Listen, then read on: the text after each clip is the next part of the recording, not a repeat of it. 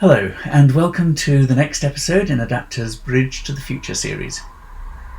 Today, Mark Abbott will be talking to Liz Mickel from ActionAid UK about the role of organisational culture in successful IT projects. Hope you enjoy. Welcome to the next entry in the Adapta Consulting Bridge to the Future series. I'm Mark, I'm a member of the consulting team at Adapta, and I work with organisations across the not-for-profit sector to help deliver successful change projects.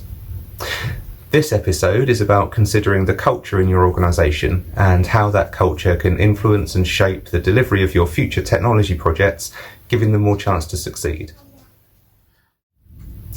Organisational culture is increasingly recognised as a key element in landing successful change projects in any area of work, and it's also identified as a common issue when those projects don't succeed. Certainly the culture of an organisation influences all aspects of a technology project, from how your teams and volunteers and supporters or members perceive and support the change, both before and after the project, through to the selection of the suppliers and partners you want to work with to deliver that change.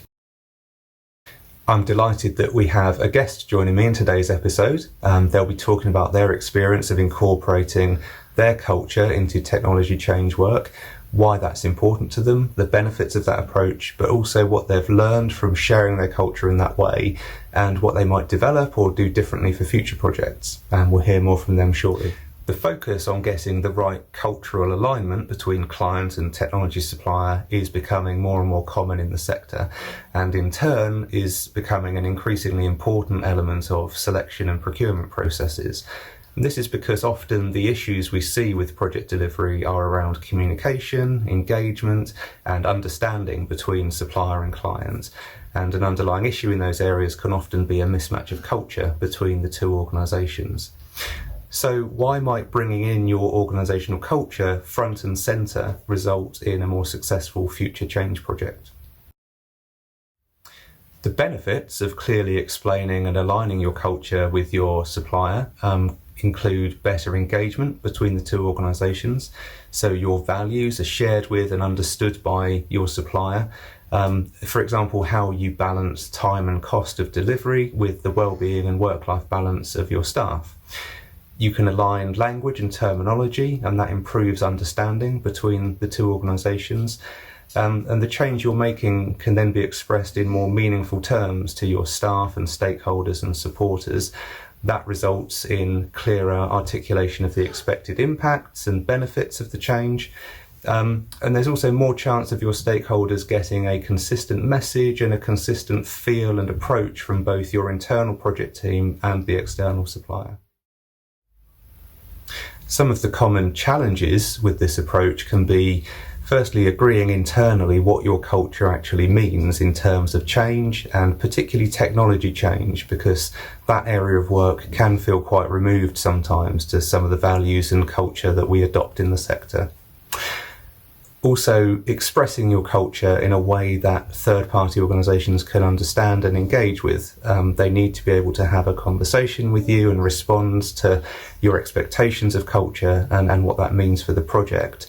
And part of that challenge is clearly identifying what you expect your culture to actually influence in terms of project delivery. And that will help you explain how you want to work with suppliers day to day. Now, I'd suggest building these conversations into the very early stages of scoping and planning any change project, and revisit that as you're going through. So check how you're explaining that cultural approach, and especially if you find you're getting a number of questions from suppliers or people are struggling to understand what you mean. So it's definitely time to hear from our guest for this episode. I'm really pleased that Liz Mickel, who is the Deputy Director of Support Operations for ActionAid UK, has agreed to talk to us about how they've incorporated their organisational culture in a recent selection of a CRM system. Really pleased to have Liz from ActionAid UK join us for this session. Liz, I'll invite you to introduce yourself. Thank you. So I'm Liz Mickel. I'm Deputy Director of Supporter Operations at ActionAid UK. We're an international charity working with women and girls living in poverty. What is it about ActionAid UK culture that makes it important to incorporate into your change projects, and specifically technology-related change? So if I explain a little bit about our feminist behaviours, we work with 10 feminist behaviours that are embedded throughout the organisation, and we believe that if each of us aspires to exhibit these behaviours in all that we do, we'll create an organisational culture that's diverse and inclusive, and in which we enable others to lead, so we're building power with them and not over them. And like I said, it's something that's embedded, and our Chair of Trustees calls it the golden thread running through all we do and how we do it. And it's something that we display right from the Board of Trustees and then throughout the organisation. So those feminist behaviours frame all that we do. They're essential to who we are. And so that's essential to how we manage projects and how we work with suppliers as well. So we supply them at tender stage when we're looking for new suppliers and we're working with them on a project. And that makes it clear to potential suppliers that they're genuinely central to our ways of working. There's 4 feminist behaviours that I think are particularly pertinent for tech projects. So those are accountable collaboration, sharing power, responsible and transparent use of power, and inclusion. So to give you an example, for most technology projects, we'll be working with a budget that will mean that there are senior stakeholders involved.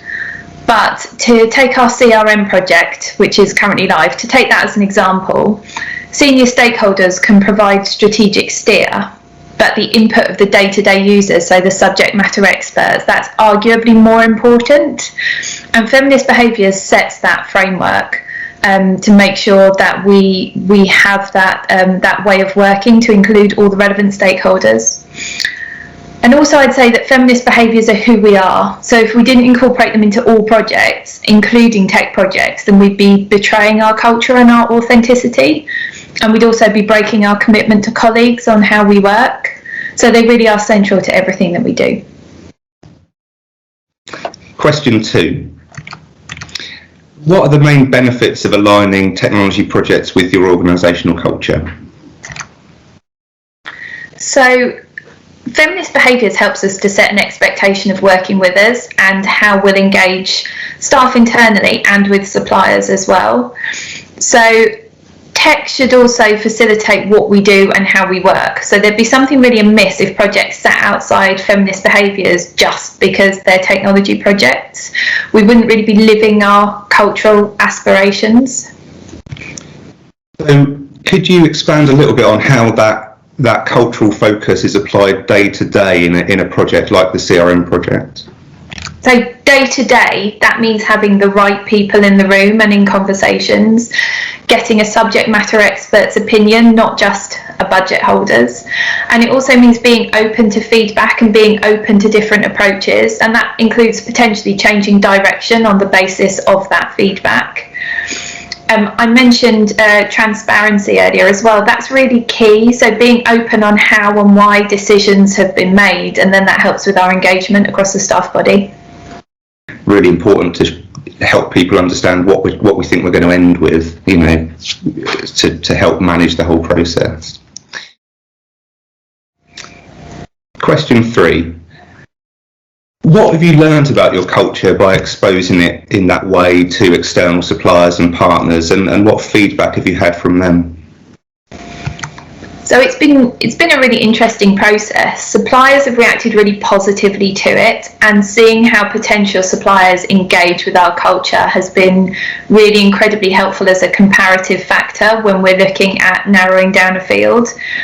It's also given us a language for feedback. So quite often on a project, if you've got a number of similar suppliers, you'll be looking for fit, an organisational fit and who you think you can work with.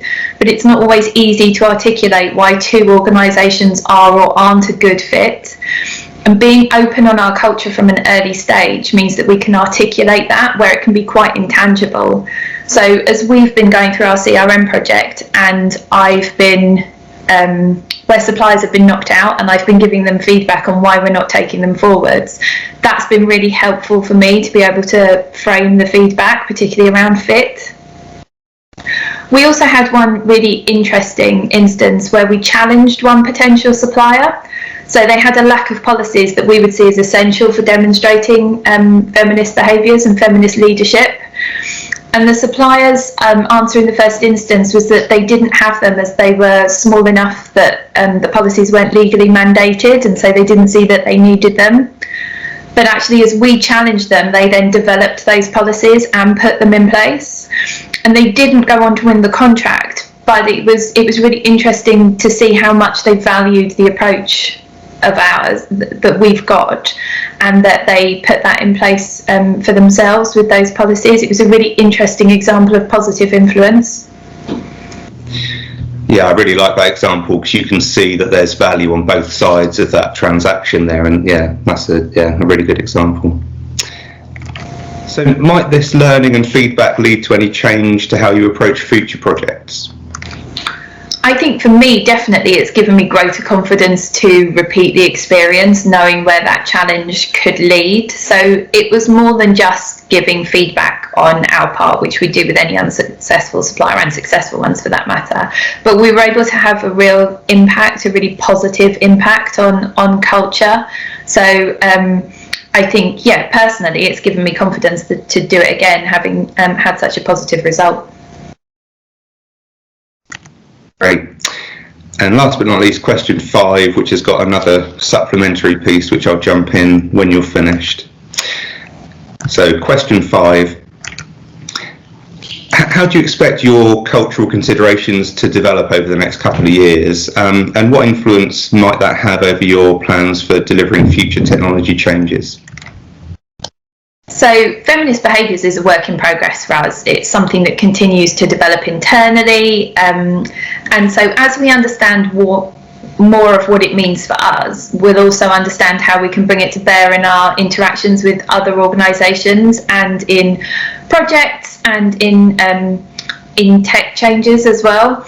I don't think it's going to influence the changes themselves, but it's going to definitely impact how we implement them and how we work on those projects. Interesting. Could you explain a bit more about how you think that focus on culture will impact how changes are implemented? So is that about how people engage with the change and understand what it will impact on their role? Yeah, so engagement is definitely key, because it's key for any organisational change, and feminist behaviours can help us to manage that and give us a framework for that.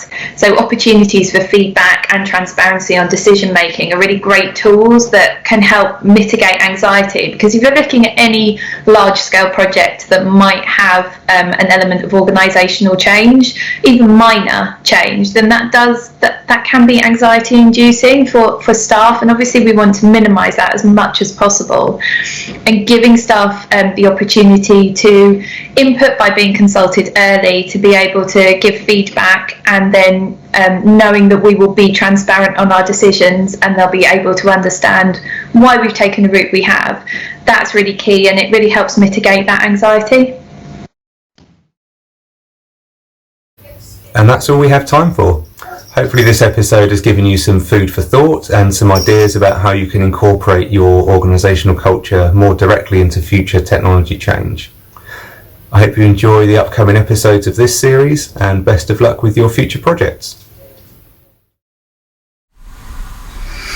Well, I hope you found that useful. Join us next time when we'll be drawing together some themes from the last 5 episodes and looking further forward into the next 10 years. Meanwhile, goodbye. This time Keith Collins and I will be taking a quizzical look at some of the key themes, observations and predictions that have come out of the first 5 episodes. Let's start with one that we think is possibly going to be an area of controversy.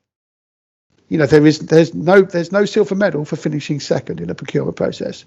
In fact, finishing second is the worst place you can possibly be in a procurement process.